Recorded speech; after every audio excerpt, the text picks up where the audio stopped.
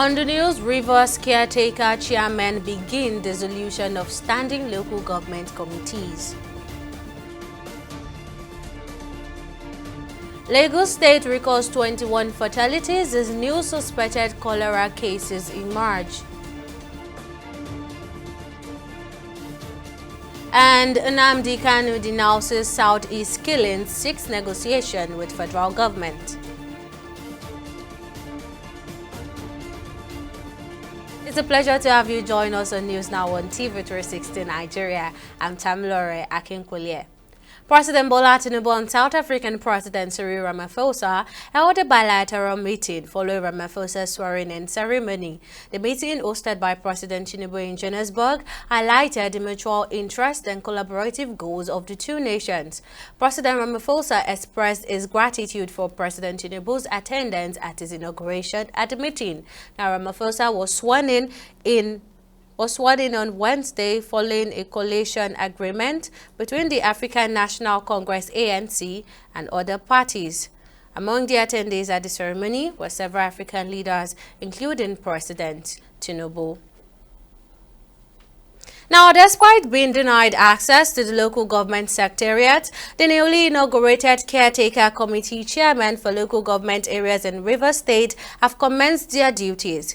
On Thursday morning, many announced the dissolution of all standing committees in their respective local government areas. During their inauguration in Port Harcourt on Wednesday, the chairmen were advised by the state governor to avoid violent confrontation and to operate from any location within their councils.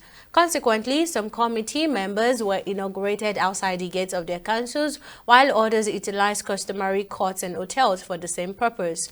Now, also in a related development, the Court of Appeal in Abuja has reserved judgment in an appeal filed by former Speaker of the Rivers State House of Assembly, Martins Amowele, and 24 others against the current Speaker, Victor Ukujumbo, and 5 others.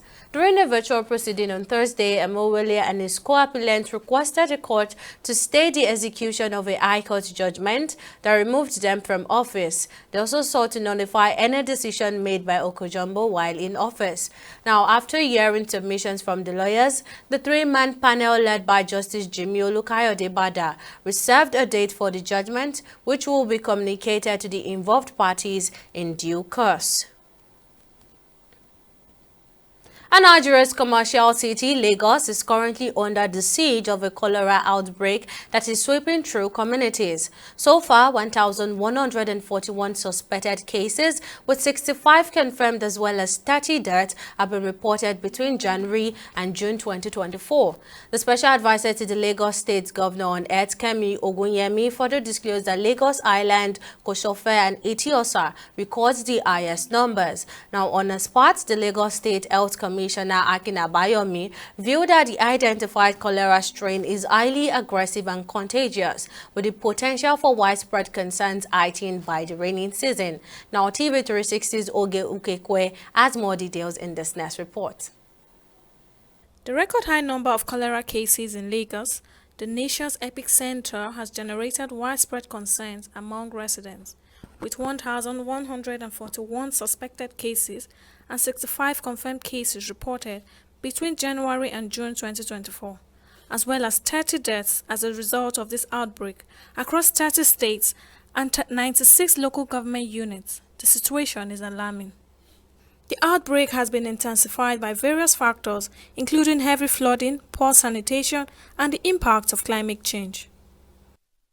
Laboratory investigations and test results in Lagos have confirmed that the current outbreak is associated with the cholera subtype known as Serovars 01.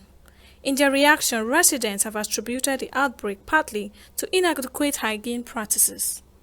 Well, because everybody is out to make quick money. People don't really pay attention to hygiene. And hygiene is not about you having a beautiful outlook. It's not about where you actually eat. It's about where the food is actually prepared. And most of us are not even privileged to have a view into where the meals are prepared. Now, there's some areas that no water. They don't have water, so they buy water from all these truck pusher. So most people don't really know where those people get that water from, and now most people use it for cooking. So I think it will be one of the things that make that cholera outbreak to come out. Cholera is a food and waterborne disease caused by the injection of the bacteria Vibrio cholerae in contaminated water and food. Lending an expert view, a resuscitation coordinator in the emergency department at Duchess Hospital, Lagos, Adedapo Adesanya, attributes the high number of cases to poor waste management, contaminated water sources, and overcrowding, made worse by inadequate healthcare infrastructure and the absence of quick medical response. Having access to clean water is the number one most important preventive measure. Number two, proper hand hygiene. There is this thing, if you go to most hospitals in Lagos, for example, now, you see some things posted on the wall. World Health Organization or WHO hand hygiene, hand washing steps. They'll tell you it's 10 ways to wash your hand in between your hands, your thumb, and everything. It's there. But let's not even say we don't have the time. But we must always wash our hands. Nutritionists say many food vendors in Nigeria lack proper hygiene standards as they operate in informal settings with limited access to clean water, coupled with poor sanitation practices. In Lagos, the sanitation there is actually poor, especially in mainland and in some places in island as well. Because if you check with the current score of last week, you notice that island have the highest prevalence of cholera there. So heavy rainfall can attribute to cholera cases as well. Urban slum and crowded area with poor sanitation. In response to this outbreak, the Nigerian government, in collaboration with the International Health Organization and local authorities, has initiated various measures to contain the spread of cholera and mitigate its impacts. Ogechukwu Ukekwe, TV 360, Lagos.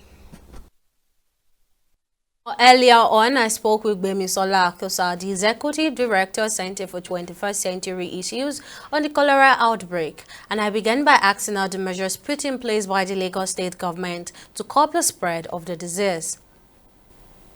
Yeah, first of all, what the Lagos State government have done is to activate the Emergency Operations Center, and what that means is that medical officers of different cadres and allied professionals are on alert 24 hours to respond to any emergency.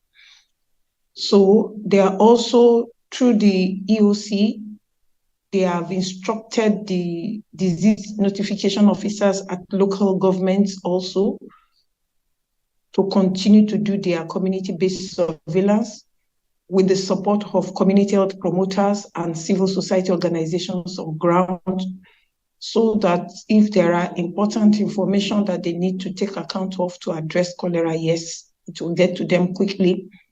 And also they have started contact tracing concerning confirmed cases. What I mean by contact tracing is that if a particular person has been down with cholera and it has been diagnosed and confirmed, those who are in contact with that person, they will need to trace them to also ensure that they are fine and they are okay, so that they also don't have cholera. Now, lastly, before I let you go, how has the Lagos State government been able to sensitize the public on safety measures to follow to stop further spread of this disease? Yeah, it is part of the activities of the EOC. Apart from the people who are connected to the EOC, the disease notification officers trying to do a lot of sensitization at the local level. We also have different kinds of communication materials which have been done online and offline. Like I said, we have community health mobilizers at the level of the who are going from place to also continue to talk to people, to create awareness among our people so that they will understand what cholera is all about, what they need to do. The government also have different flyers online and offline that they are distributing at community level. I'm sure you must have seen some of these flyers online where they tell you what cholera is all about and what you need to do to curb cholera. One of those one of those things we need to do is to make sure that we boil our water very well so that we don't drink contaminated water. We also ensure that we maintain the best form of sanitation in terms of cleanliness around our houses, of ourselves, personal cleanliness. We need to address strictly to it also. So these are various things, and then we need to cook our food very well. And I was Gbemisola Akosa, the Executive Director of the Center for 21st Century Issues, speaking on the recent cholera outbreak in Lagos. Moving on, leader of the indigenous people of Biafra, Nnamdi Kanu, has expressed interest in an out-of-court settlement in his treasonable felony trial. This was disclosed during his resumed trial before Justice Binta Nyako at the Federal High Court in Abuja. During his hearing, Kanu's lead lawyer, Ejimako Aloy, urged the court to consider an amicable settlement under Section 17 of the Federal High Court Act, revealing prior discussions on this with Federal Government Counsel Adegboyega Awomolo. Responding to the settlement proposal, Awomolo said he had no instruction from his client to negotiate with Kanu. Justice Nyako remarked that while the court had no objection to negotiations, Kanu should approach the Attorney General of the Federation for such discussions. I condemn any manner of killing. Every manner of killing I condemn in its entirety. I want you to understand because IPOB was founded on a non-violent principle, and we maintain that up until this very day.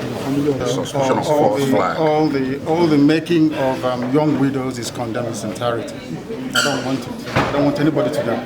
Yes. We are fighting for freedom. Then how can we fight for death at the same time? It's not possible. We want people to be free. That's what we're fighting for. Nothing more. We've suffered a lot in Africa. I don't know if you know that. Africans have suffered. From slavery in Arabia to slavery in Europe to slavery in America. So I think we should focus our time and devote it towards making sure that this continent stands up to what God promised it is going to be. And that's what we're doing, what we are doing. For the court, in its wisdom, to initiate it and direct that parties do go and engage in such conversation, which the court did indirectly by not opposing it and by even suggesting it, or the parties themselves, either party, either the defendant or the prosecution can initiate it. So that's not very unusual. Recently we saw a situation where the Attorney General of the Federation took steps under Section 174 of the Constitution, which is very similar to Section 17 of the Federal High Court Act. He took that position to discontinue the prosecution of two very high-profile cases in this country. The first one concerning Wole, Yele, Shawore, and the second one concerning Bodijo of Mieteala. So these things are not unusual. So if they do occur as a conversation in open court, it's just as a matter of course.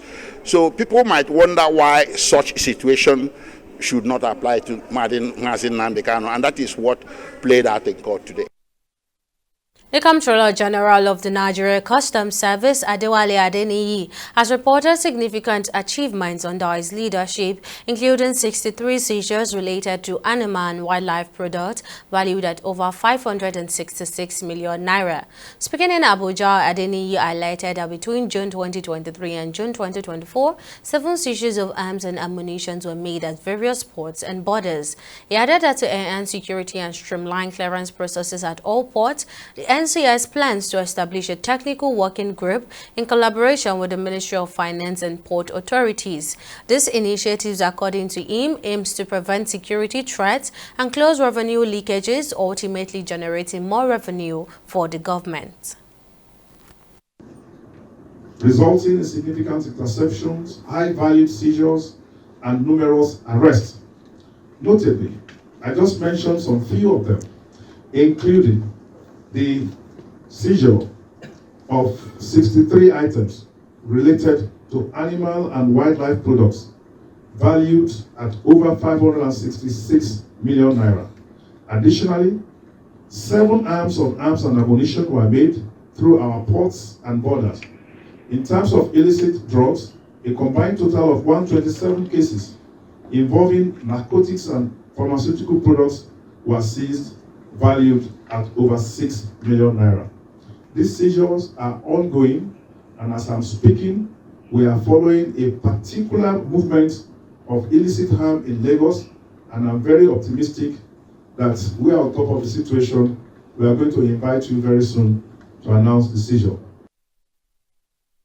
In a collaborative effort, the Interagency Youth Group of the United Nations, the Network of Youth for Sustainable Initiatives, and the Ministry of Youth Development have organized a forum to provide young Nigerians with a platform to discuss and address their priorities for the upcoming United Nations Summit in September.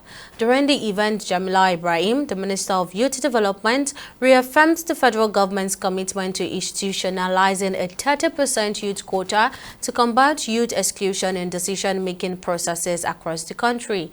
UN representatives also underscored the importance of young people, describing them as the nation's most valuable resources. They called for a united effort to create a sustainable and prosperous Nigeria, driven by the innovative visions and contributions of its youths. The UN system in Nigeria is strongly behind the Nigerian youth. I can tell you, we believe in you. We trust in your innovative ideas and positive energies to accelerate achievement of SDGs and drive transformation change in Nigeria.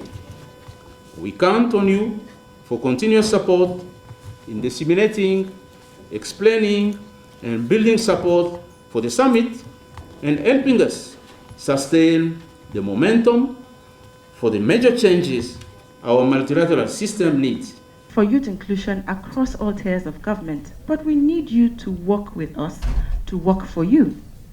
We need your voices to advocate for the implementation across board.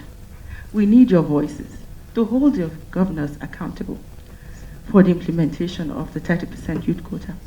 We need your voices to hold us, the federal government, accountable for the implementation of the 30% youth quota. Because the more voices of young persons we have at the decision-making table, the better, the louder we are heard. As we delve deep in today's deliberations, let's reaffirm our collective resolve. Every voice is valuable, every dream holds weight, every youth deserves an opportunity. So together, we believe that we can forge a future that acknowledges, celebrates, and nurtures every young individual's aspiration.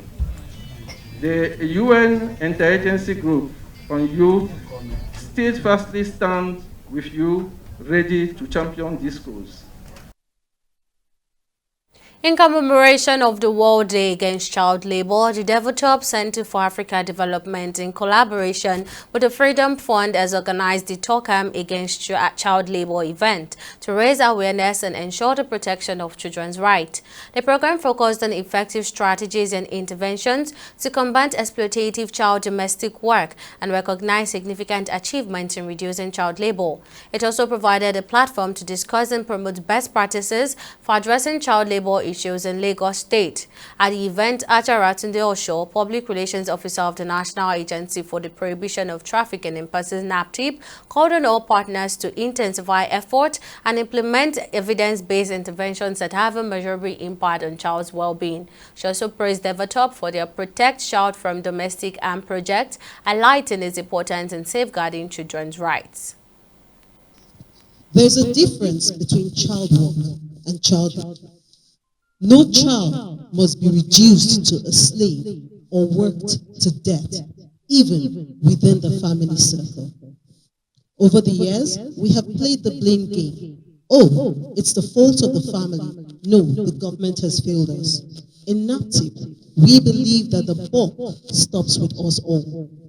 We all, individuals, parents, family, society, government, have a responsibility to.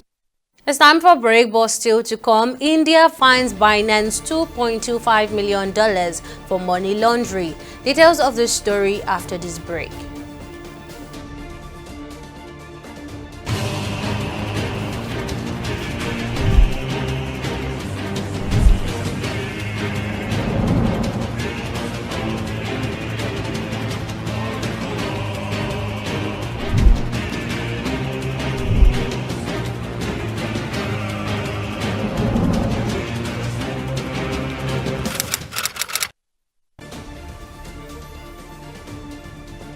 Welcome back. Now here's a recap of our top stories. Now, despite being denied access to their local government secretariats, the newly inaugurated Caretaker Committee chairmen for local government areas in Rivers State have begun their duties. On Thursday morning, many of them announced the dissolution of all standing committees in their respective areas. Now, also in a related legal development, the Court of Appeal in Abuja has reserved judgment in an appeal filed by former Speaker of Rivers State House of Assembly Martins Amuele and 24 others against the current Speaker Victor Okujumbo and 5 others. Mr. Tojido, Lagos, Nigeria is facing a serious cholera outbreak from January to June 2024 with 1,141 suspected cases, 65 confirmed cases and 30 deaths reported so far. The outbreak is most severe in areas like Lagos Island, Koshofe and Etiosa. Now, health officials including Lagos State Health Commissioner Akin Abayomi have identified the cholera strain for its aggressiveness and contagiousness, especially during the rainy season, and urgent measures are being taken to control the outbreak. Now, in case you missed any of our news bulletin or for more updates, you can catch us on Lime's World TV and AVO TV. Log on to our website on www.tv360nigeria.com. You can also follow us on our social media platforms on Twitter, Instagram and YouTube at TV360 Nigeria, or download our mobile app on Google Play Store, Huawei App Gallery and Apple Store. On Facebook, we're at TV360 Online.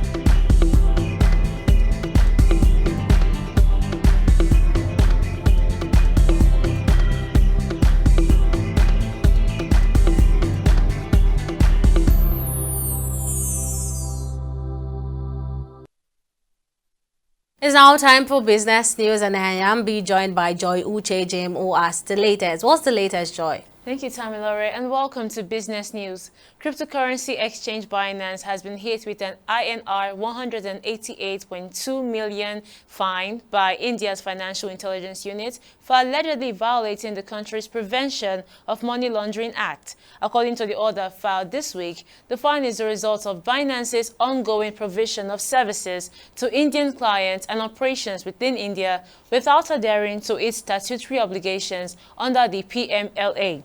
Binance was among 9 cryptocurrency websites barred by the Indian government in January for operating without proper compliance to local financial regulations. Around the same time, it was also announced that Binance CEO and founder Changpeng Zhao was to step down from his position after the exchange pleaded guilty to U.S. federal charges relating to anti-money laundering, unlicensed money transmitting, and sanctions violations. Despite these setbacks, Binance soon sought to reveal its operations in India by registering as a virtual digital asset service provider with the FIU in May. We'll take a short break and be back with stock market reports.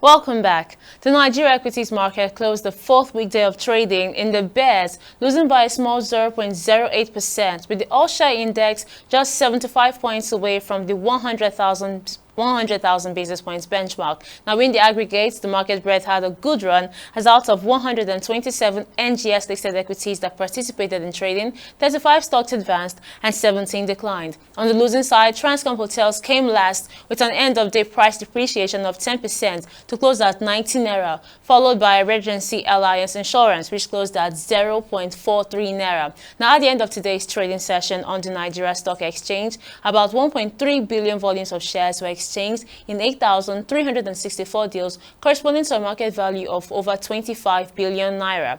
Now, on to our select foreign equities. It was a bullish close all round as London stocks edged higher on Thursday, with the Bank of England keeping rates on high as expected. While for the US Dow Jones, the benchmark S&P 500 touched a record high, boosted by strong gains in Nvidia. Hopefully, the bullish trends on our global equities continue in tomorrow's trade. Now, let's take take a look at our foreign exchange market. The dollar has gained a little more on the naira to trade at 1,490 naira on the black market. The Great British pounds traded at 1,900 naira on the black market. And the euros, however, witnessed a small drop as the naira traded at 1,580 naira on the black market. That's it on both business and stock market reports. Back to you, Tammy, for the rest of the news. Thank you for that update, Joy. On the global scene, a batch of toxic illegal alcohol in India has killed at least 34 people, with more than 100 others rushed to the hospital.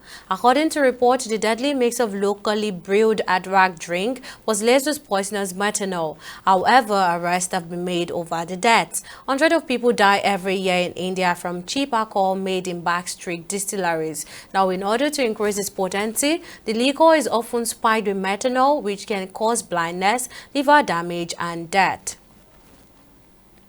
Now, in a groundbreaking move, every public school classrooms in Louisiana has been mandated to display a poster of the 10 Commandments, a decision already facing challenges from civil liberties group. Signed into law by Governor Jeff Landry on Wednesday, this Republican-backed measure is the first of its kind in the United States and applies to all classrooms up to the university level. Christians regard the 10 Commandments as divine guidelines for ethical living, and the new law describes them as foundational to both state and national governance. However, opponents argue that this mandate violates the Establishment Clause of the First Amendment to the U.S. Constitution, which prohibits the government from making any law respecting an establishment of religion or prohibiting the free exercise thereof.